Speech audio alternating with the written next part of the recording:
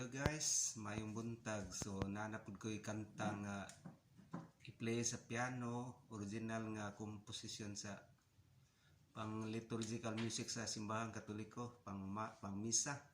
So ang title lang is Hallelujah. So masiganahan mo dan gamiton sa inyong simbahan or kapilya, pwede ra gamiton basta pang Ginoo.